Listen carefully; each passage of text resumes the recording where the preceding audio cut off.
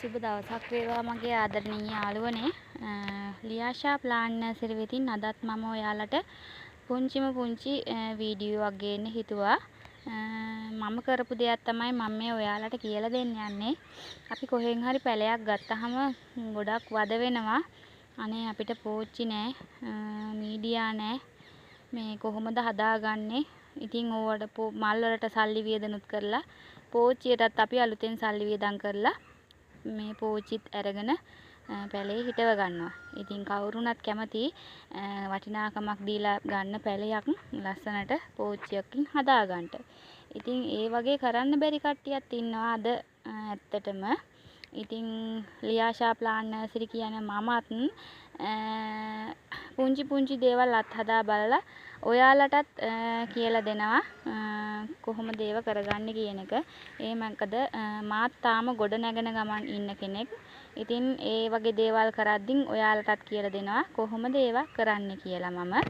ඉතින් බලන්න මේ තියෙන්නේ කහ කිරිල්ලියෝ, වැනිලා එලෝ. එතකොට මේ ඉන්නේ මිඩියන් රෙඩ්, මිඩියන් ෆ්ලවර්. එක එක જાතිය වර්ග කිහිපයක්ම මෙතන තියෙනවා.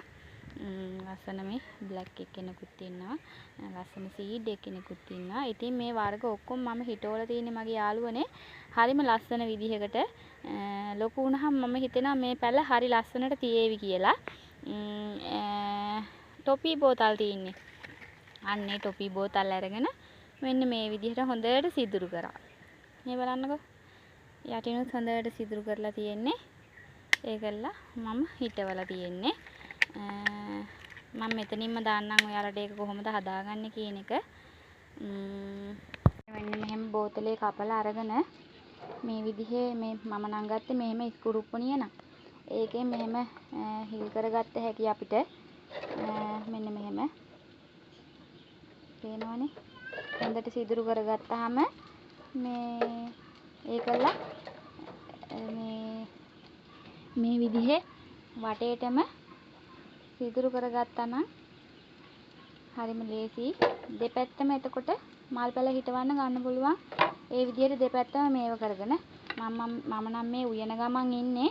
ඉතින් උයන ගමන් තමයි මම මේක චුට්ටක් ඉතින් මේක මේ ස්කුරුප්පුණියන රත් කරගෙන මේ විදිහේ හොඳට හිල් විද ගන්නවා. එතකොට ඒක අර වතුර එහෙම බැහැලා යන්න පුළුවන් නේ ළමයි. ඉතින් මේ ඔයාලත් කරලා බලන්නකෝ.